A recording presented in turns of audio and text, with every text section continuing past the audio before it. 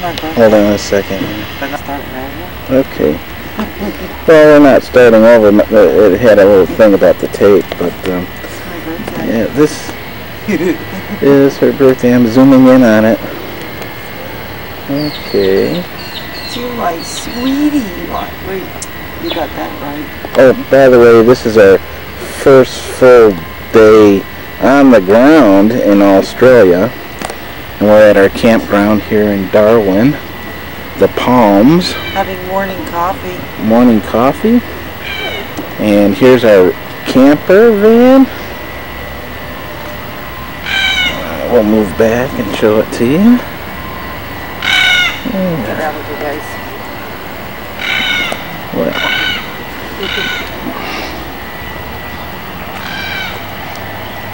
yeah. It's pretty nice too.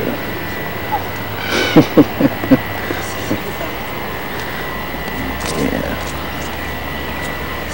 Sleeping area. Kind of messed up right now, but There's the sink. yeah. The sink. And this has a table, which is part of the bed right now, but we set it up and have a table. It's a Toyota. It's a Toyota. This is a Toyota. I can't get away. Yeah, and let's see here. We have our pantry here and a refrigerator.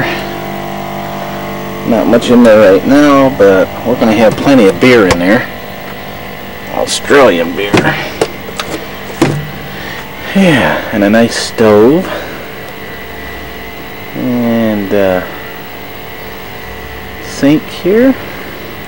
And we got fully supplied with our cooking utensils. And there's our luggage up there. There's the luggage. Oh, yes, we have luggage up here and up there, which is another bed, but we're not going to need it. You're a very small person. Yes, the sink where Yvonne washes dishes. And the stove where Denny does the cooking. Yeah. Feed me! Feed me! And of course, all the weirdness of the Australian ways. We're driving on the right-hand side of the vehicle and the left-hand side of the road. But I'm starting to get a hang of it. I can actually shift without grinding gears now. Shifting with my left hand is not the best thing in the world right now. Yeah. Hey, I could be the driver. It could be worse. Yeah. That's to protect the windshield from rocks and stuff.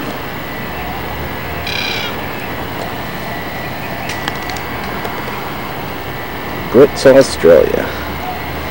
$50 Australian a day and $35 a day for full insurance, which I totally recommend. Okay. No. So altogether, $85 a day gets you this whole thing. Unlimited mileage. So, cool. Well, we're going to finish our coffee now. I'm going to open my Oh, card. and let's see here. Oh yeah, we're going to get that on tape, but let me put the date here.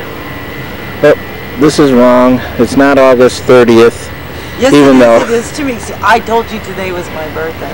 Oh, okay. Maybe the Aussies don't think it's my birthday. I'm not going It to is change my this birthday. for Australia anyway. Actually, it's August 31st, 1998. But I'm just going to keep it here, and we're just going to add a date to the date that I show on the bottom. Because today's really my birthday because if I was in the States. Yes, yes. It would be your birthday in the United States. But you're an old woman here in Australia. Can I hit you over the head now? That would be nice. No. Oh, it's a beautiful car. Shall I read it? Yeah, read it. Something called love. When there's someone who makes your days brighter, makes your joys greater, makes your heart lighter, someone, one someone you want so to share with, do everything with, go everywhere with, someone, one someone you want to live for. You had that something called love. She goes, oh my God.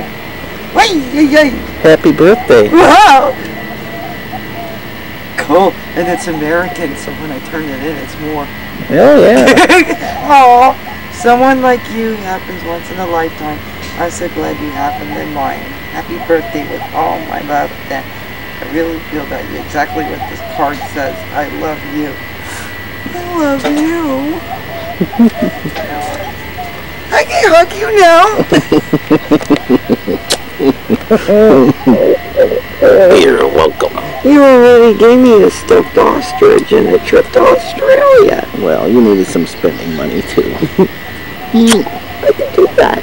I'm sure you'll spend it wisely. Yeah, we're going to that Harley shop first thing, right? That's what I said I was going to get with your parents. Well, we're going to stop now and finish our coffee, and we'll continue this later. Okay? Say bye. Bye, we'll be back.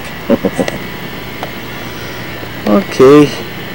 We're at the Port of Darwin, and over here is Parliament House. And let's see here.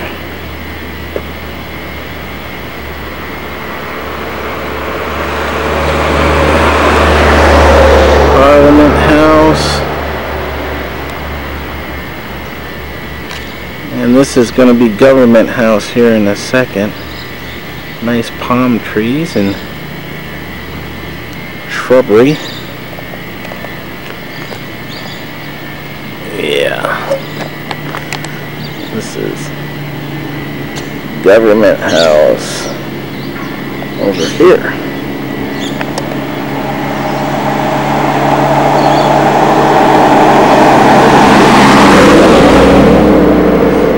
And here we have our visitor.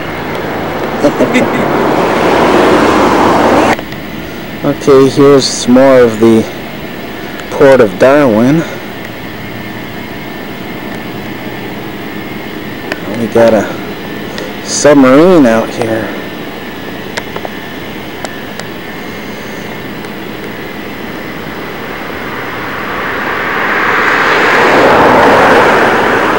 I don't know what navy it belongs to.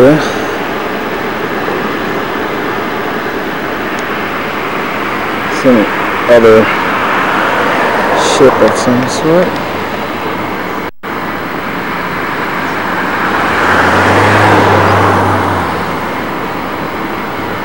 That submarine's just sitting there. Spying on us. Yeah.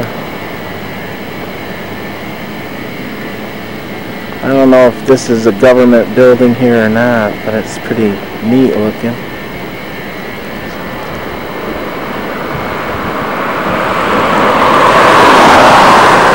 Matches the other side of this one. Yeah.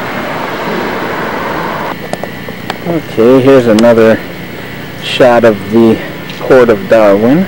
Some ships here. And that submarine.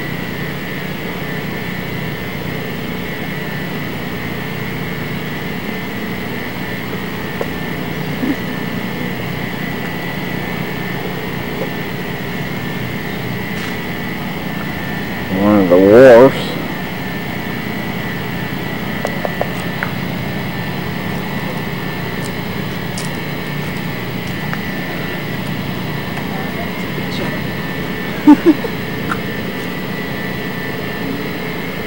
I don't know if this is going to turn out. This is one of the plaques here at the wharf. Yeah, it works.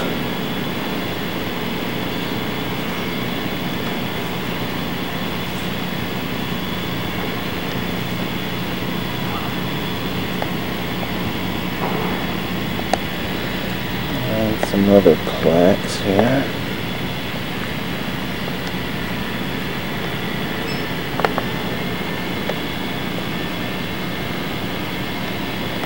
know if you can see that one.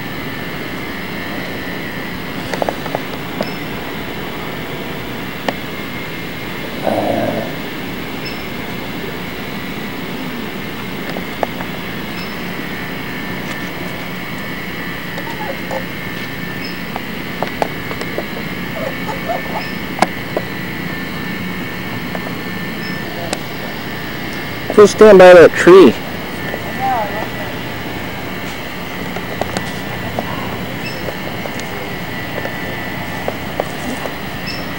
Yeah.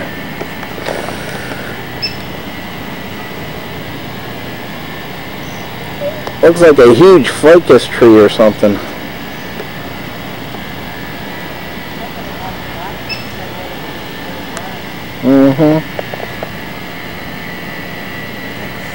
This is the Civil Park in Darwin.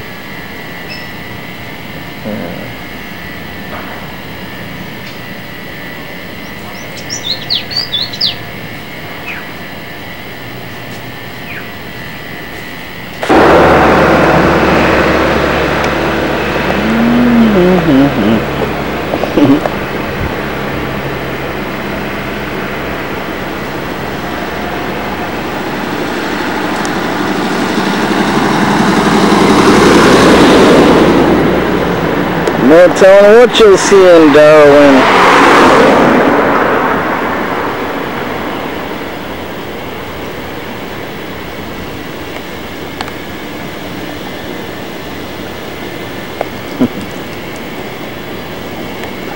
Nice leisurely way to see the port.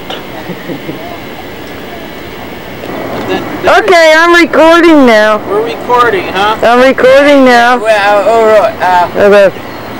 This is Pete. This is Pete from Queensland. Yeah. He's an Aussie. You can say that. Baffle Creek.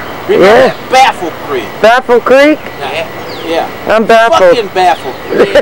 Really fucking baffled up. Hey, you watch your language. We're going to probably show this to my parents. Uh-oh. We'll have to edit that part out. Yeah, we are. We're going to have to take this out. Oh, we're in trouble now. And he's got this Castlemaine's. Yeah. 4X gold. 5 while ago. 5 while ago. Sharing his beer. The mid beer. Mid straight. We got another one. Oh, okay. Oh boy. Do a toast. Yeah. Yeah. Yeah. And where are we?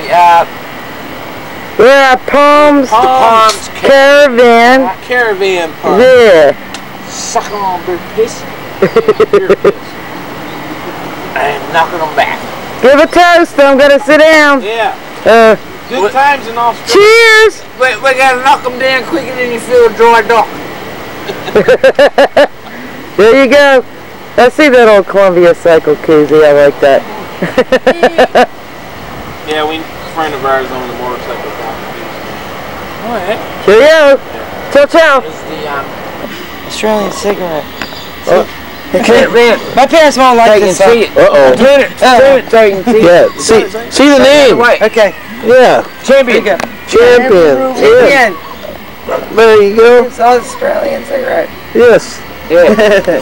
Nah, it's a joint. It's a joint. Our friend here just lit out. Yeah.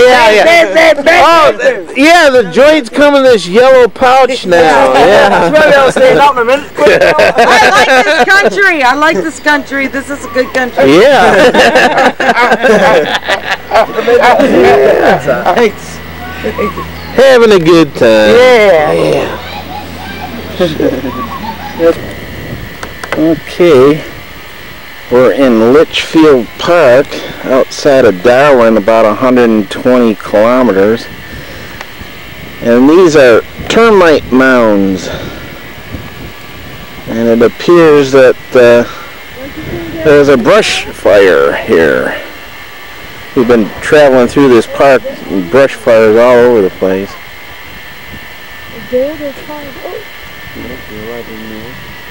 Yeah. As you can see, the smoke all around. Some stuff still smoldering here.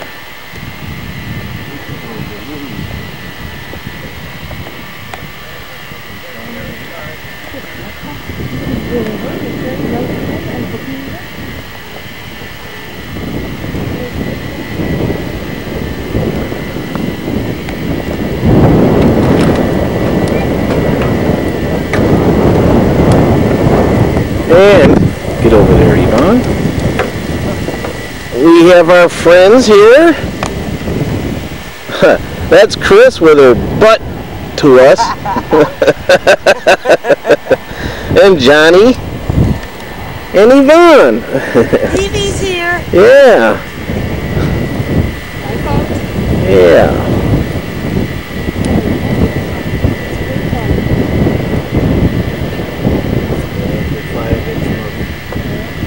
I had a picture of this.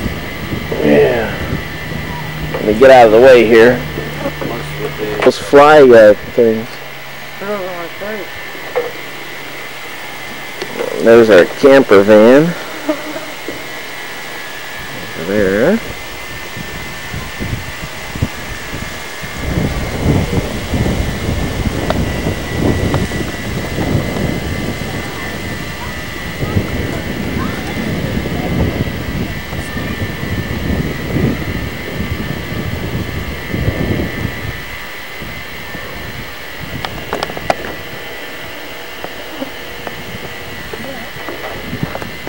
Termite mounds.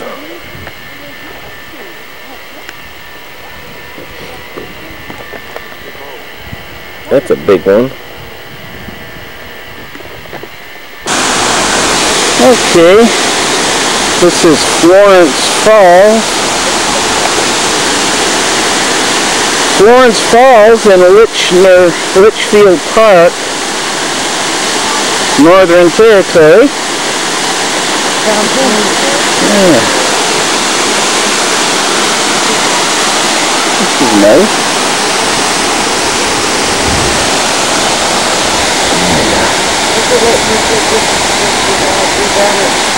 Okay. And then I can give you on the computer. Alrighty, I'm still filming, so. Okay. Yeah.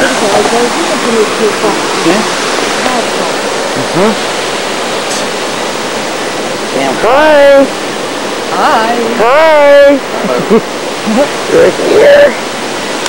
And there's Dennis. He's actually here too.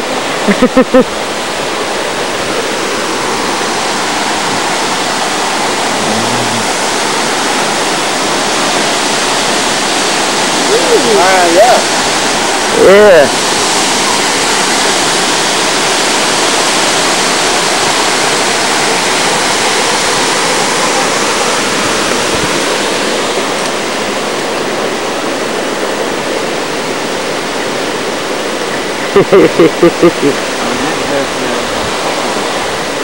Take some pictures of these Yeah, I trees. know. With all the desolation and dryness and everything, Yeah. and here you got this nice waterfall in the middle of it. That's right, I'm going to do everything. Yeah. It's twice as well.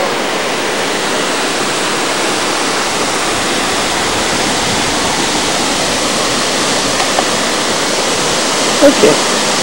Is it on? No. That's it. That's it on. You guys want to go stand on?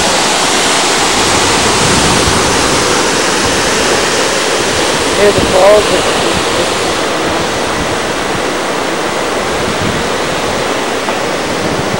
Kind of deep here.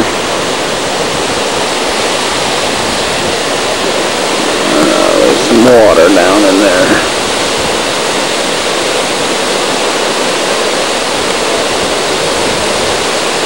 Australian jungle.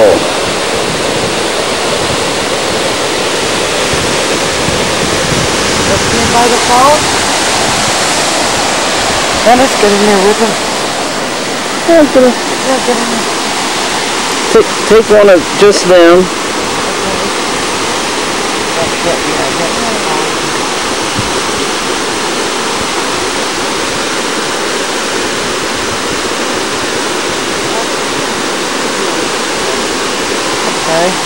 Okay. This is the wetlands around the Adelaide River crossing. And this is from the Wetlands Tourist Information Center observation point.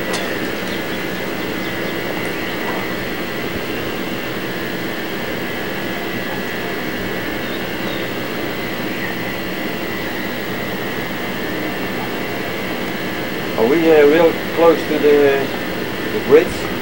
Well, I don't think we're very far from there. No, there is a bridge right over there. Oh, Lake River Crossing. Oh, really? That's what it is, I think. Yeah. There was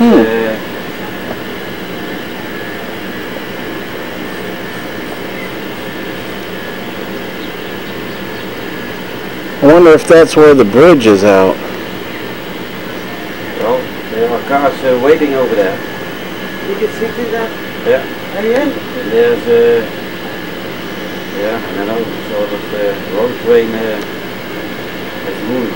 Oh, really? Okay, then that's it. That's where we have to cross. It's only a small bridge. Do they have sandwiches on the menu? Okay, here we are. Kakadu National Park, Australia.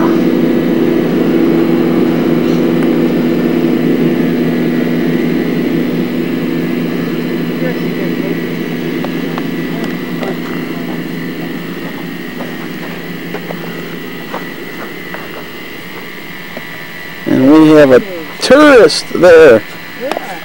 It's a kangaroo! Hop! Hop! I'm a bush sticker man. Oh, Bushman! Have you seen? Crocodile Dundee. There's your knife. Yeah. Get some people in this picture. Get some people in this picture? I don't see any people. My people. My people. That's about it. In the picture. Recording.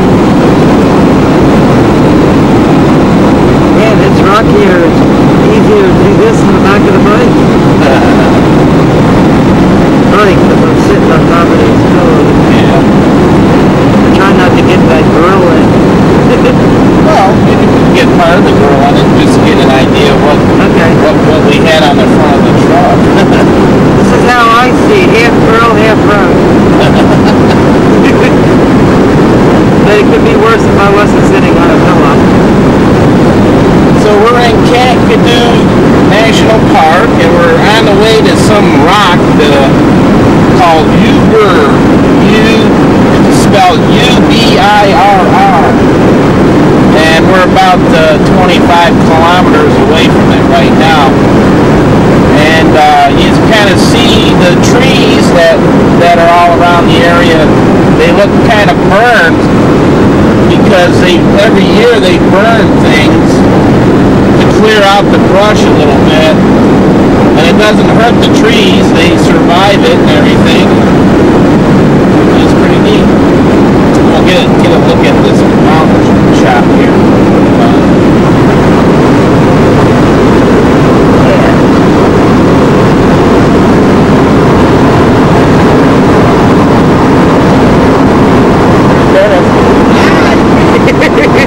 Look at him driving.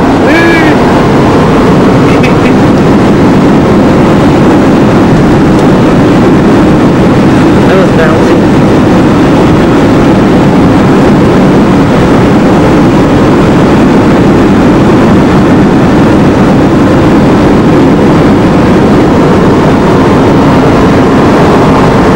You still haven't seen any kangaroos yet.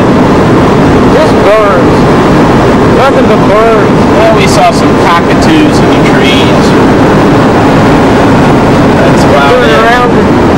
See Johnny? Yeah. But it's facing towards the sun. It's real pale, so I don't know. Oh no, that won't hurt it though. And they are following us. Say hi.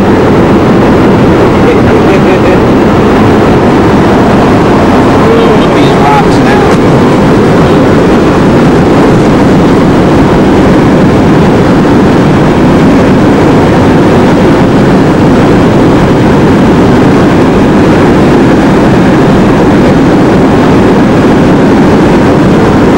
Probably turn it off. Okay. Just gonna get the top of these rocks here. Okay. They look kind of neat.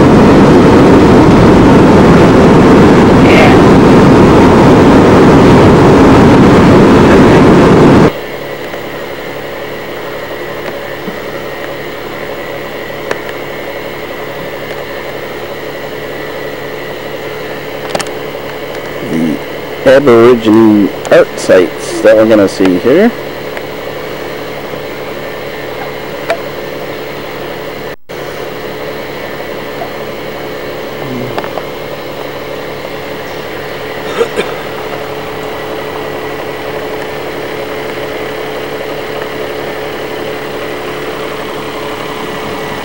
And we are waiting for the women to come back from the ladies' room.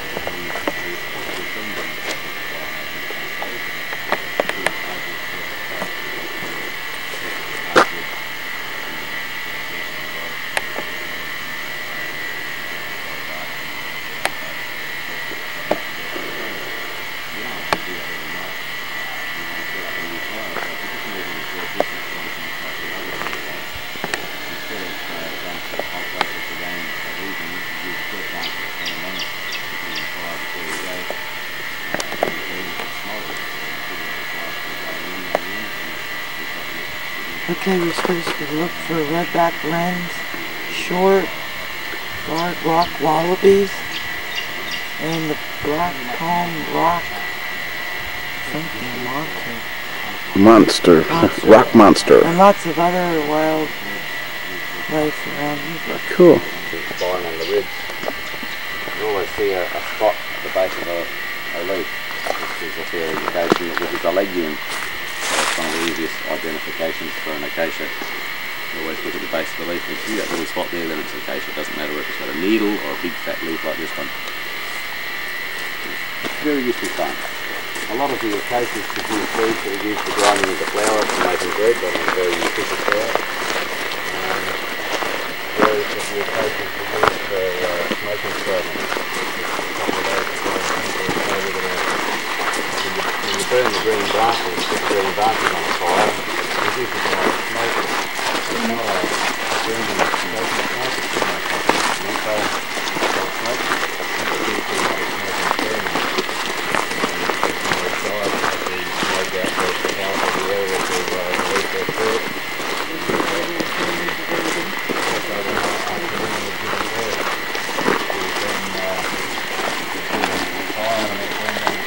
Thieves used to weave baskets.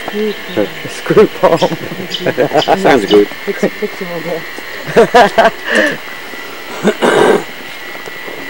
And that's what it is. That's what it is.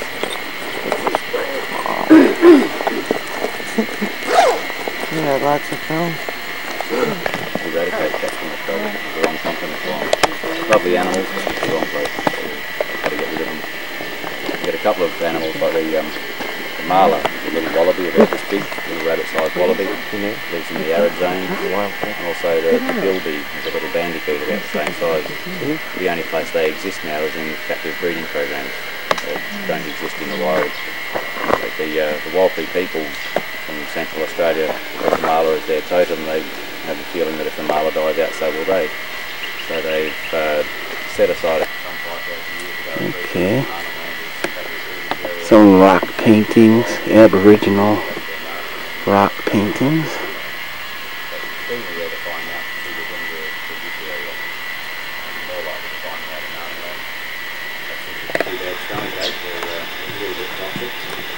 As they're green, they have a very oily coating on the fruit, and the oil is very useful for skin infections, fungal infections like anything. When they're green, they're good medicine, and when they're ripe, they're delicious. Multi-purpose plant. Healing medicine. There's a lot of the plants down at the beaches in Darwin, I think, what's it?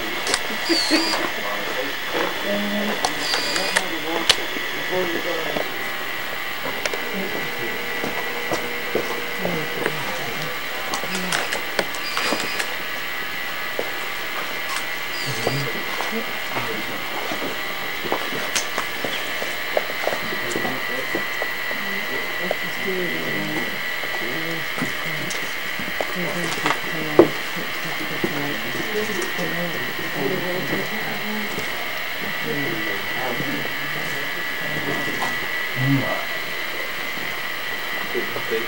a pretty basic lesson.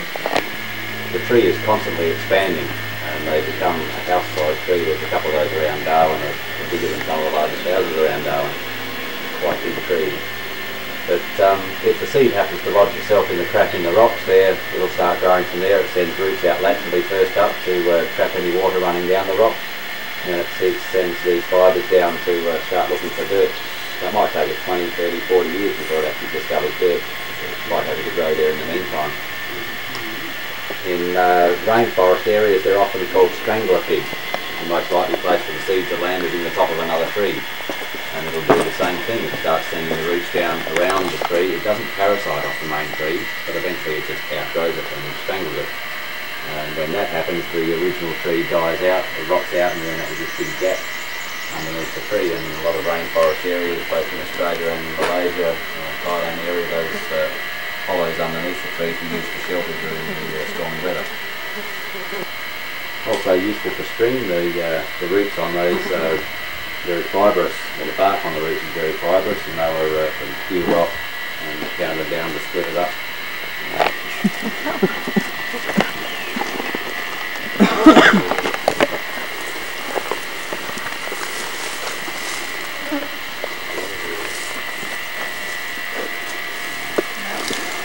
I'm not going to dive my hands into there a book for it, because it just might be a poison snake. There's something large in there that's moving. It's either a goanna or a snake. Could be a brown snake, could be a whip snake, or it could be a goanna. Might be lucky and it's only a goanna.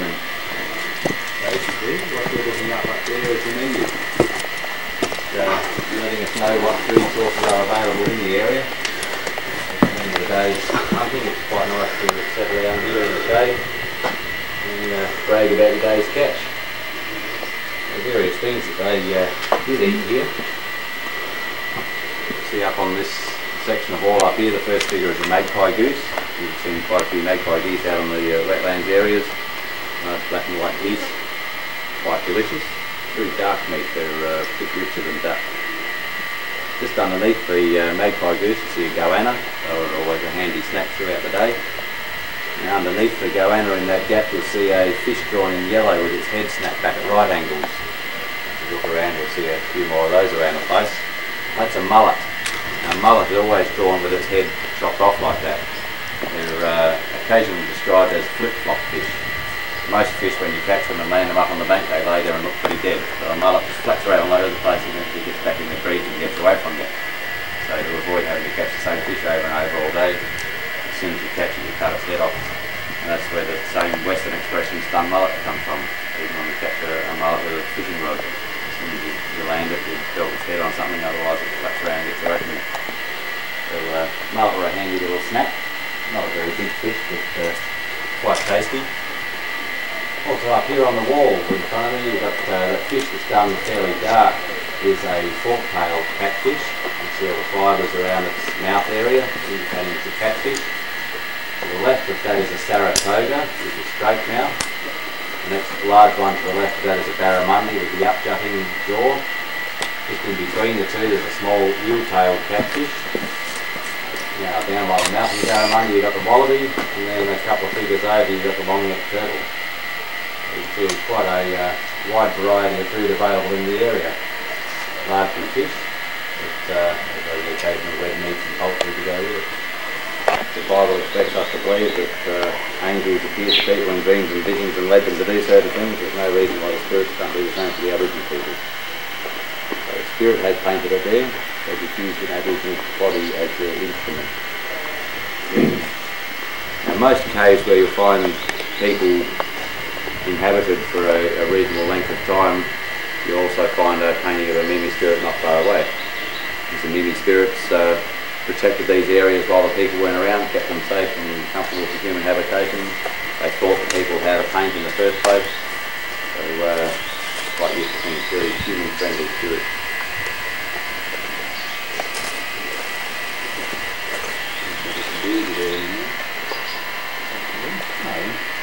Have a look down here, you'll see a little beehive. These are native bees. These little things. These little bees, they don't sting, but they do produce delicious honey. Now it'd be difficult to get at this honey because their main nest is underneath the rock. They often make their nest in trees, in the hollows in trees, so it's only a matter of splitting them open and quite a delicious stock of honey. You can see they're only tiny little things, and their honey was actually quite prized. The Aboriginal people quite enjoyed a good feed of honey occasionally. And so if you're out in the bush and you see a bunch of these sort of hanging around near flowers, it's pretty difficult to track them, to follow them back to where their hive is, to find their hive that way. So they had a rather tricky method of being very patient, sitting by a flower you know the bee is going to land on sooner or later. As soon as it lands, you dab a little piece of spiderweb, a length of spiderweb on it. So when the bee flies away, it's easy to follow that length of spiderweb through the bush than it is to try and follow one of these little things. So you just start jogging after it and follow this piece of flying spiderweb until you see where its hive is. Yeah, we have quite a few native bees. None of them sting. They're quite peaceful little things.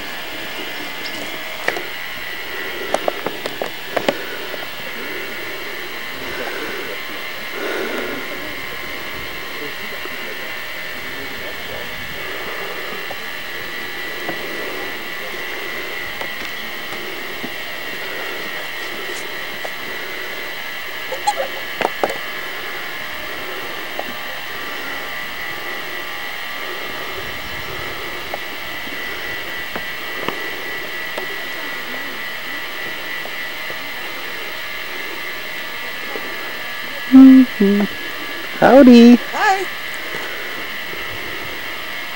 You sure it's up there?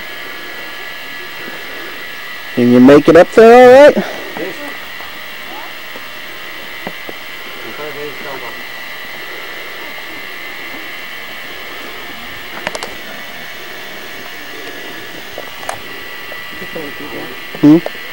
Stick the camper and take it up. They all the things that are the car. Yeah.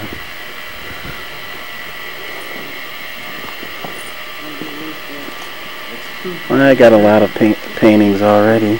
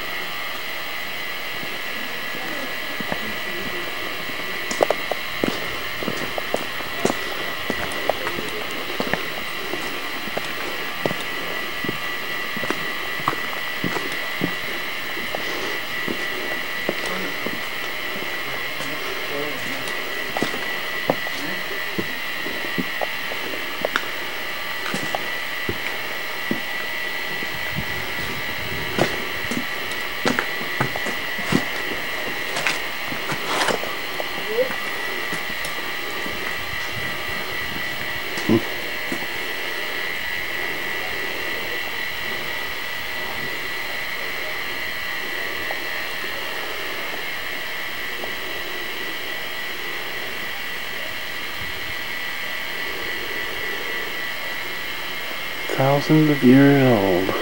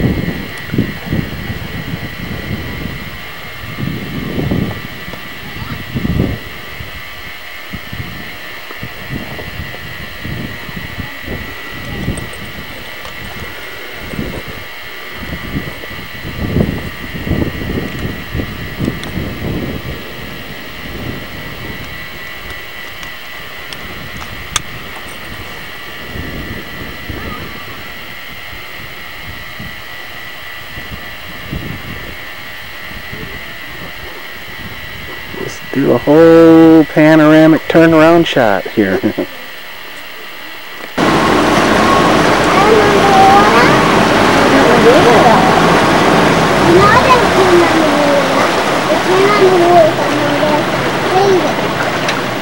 the first vegetation I'd like to point out is this grass on the right hand side. This grass is known as the ponytail cane grass.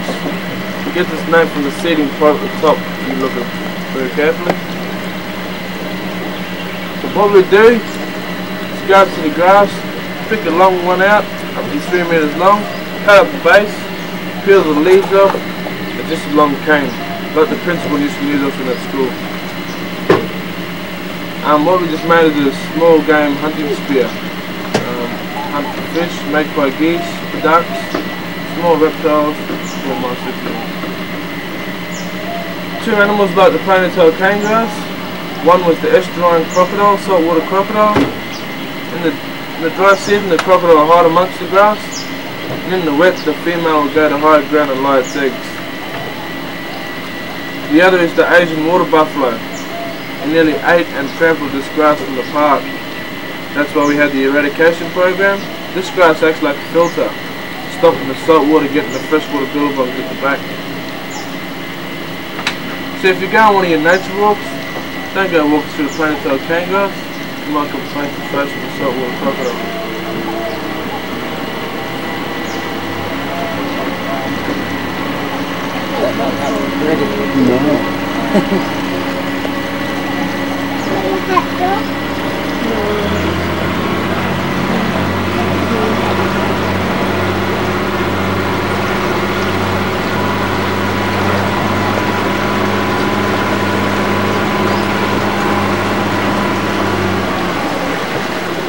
First crocodile to the left and the right. Crocodile over there.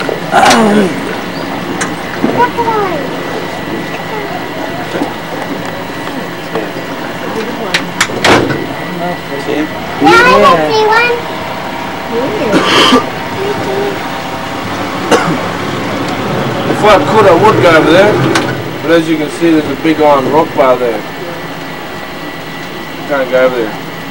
But if I decided to go over there and we got stuck, we get some volunteers to push us off.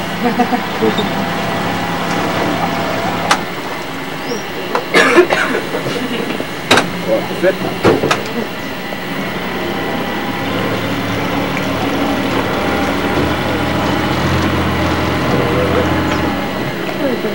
That one into the log. Other one just got its back and head out the water. Oh yeah, against the bank over there. Underneath that tree. Oh yeah. There's no exact age in them. What you'll have to do is you go up to the crocodile and cut a limb off from one of its ospia beams, and they've got the same as a tree, the growth ring. Oh, right. So that's the way to know. What I can say, the one that log would be about, Can you see it? about 30 years of age. They grow a foot a year when they're born. There's another one right under this tree just here. Oh yeah, big one. Oh my goodness. Oh, I can see Joe. Yes, me too. Yeah, I'm gonna read it.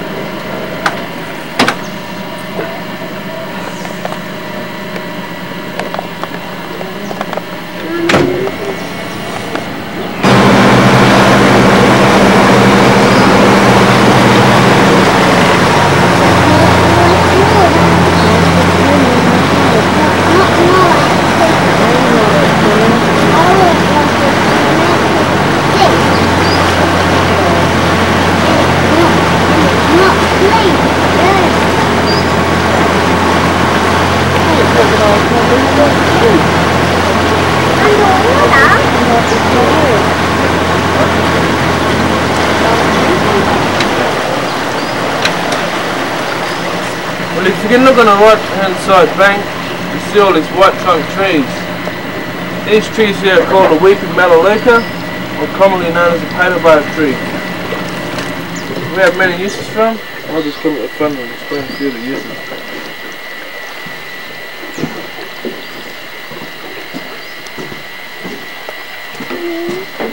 Many years ago we never had drinking cups, plates, knives or forks.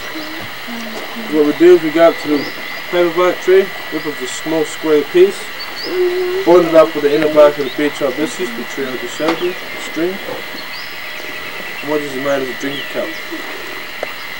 Waterproof, holds water. Not safer than putting your head in the water. Also we never had torches, matches or lighters, things like that. What we do is we get a piece like this, put a stick in it, rub two sticks together, get a fire going, light it up, hold out to on the dinghy, canoe, on the bank, stick it in the bank. What it does is it attracts all the insects. Insects attract to the light, sings their wings, fall in the water, and along will come the fish. You spear your fish, when you cook your fish, slide in your paperbark in the middle, fold it up, put mud on the outside, put in your ground oven or hot coals. 15, 25 minutes later, nice eating fish. And the name of the crew is Guliumbi. Guliumbi means paperbark raft. What they do is they strip long pieces of paperbark, 2 meters long, take it up to about half a meter high, put a long rod in the middle of it, bind up at both ends, cross from one side of the bank to the other, hunt fish and crocodiles. Very soft. Our mothers made real large ones for newborn babies. Also pillows, mattresses, blankets, things like that. Another thing good for it, toilet paper. From what nature call. You just have to go. 50 ply, not 4 ply. Best thing about it, you never left with splinters. No splinters. Was that on the thing? Yeah?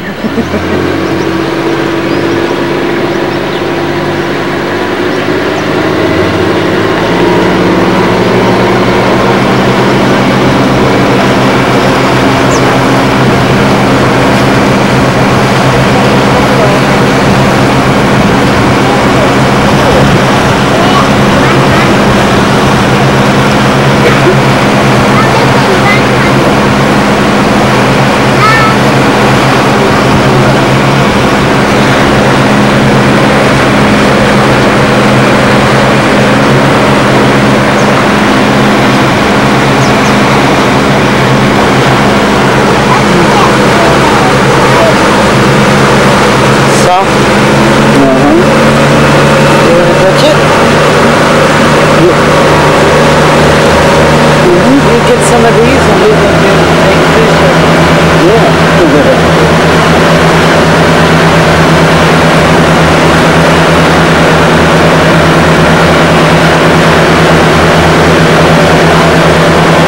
The environment, sandy white beaches. If you look to the front of the boat, to the right hand, you see the escarpment appearing through the trees.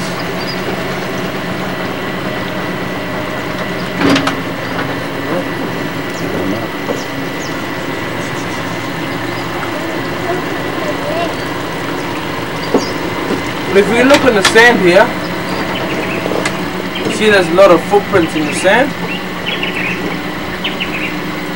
This is where the local people from Gumbulanya are known as Owen Pelly come down here in the late afternoons and fish, of course, for the famous barramundi. But we also see them pulling black bream, Saratoga, catfish, Popeye mullet, stingrays, and the occasional reef shark. If you go 90 kilometres behind us by the river system, or 60 kilometres by air, you reach the ocean, the Arafura Sea. When the tide comes up here, so do a lot of sea creatures, especially sharks. Need to get rid of the sea lice. So they head into the fresh water. As soon as they hit the fresh water, the sea lice will drop off the ground. Sharks try and make it back to the salt water. 9 times out of 10 they become meals for crocodiles. That gives you more reason not to come swimming here. If the crocodiles don't get you, sharks and stingrays will.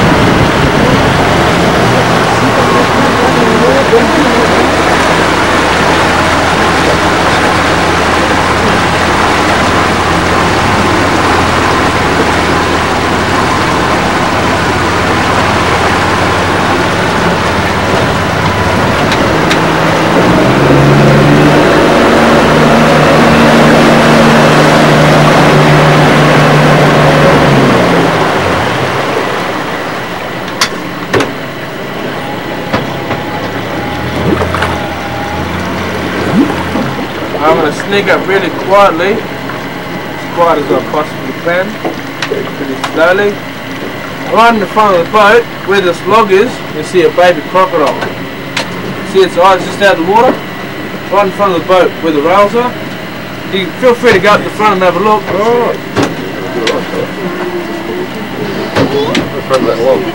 This log right in front of the rails there, where the steps are.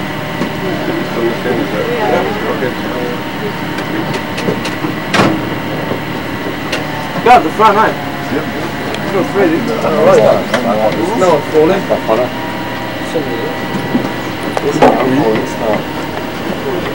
Yeah.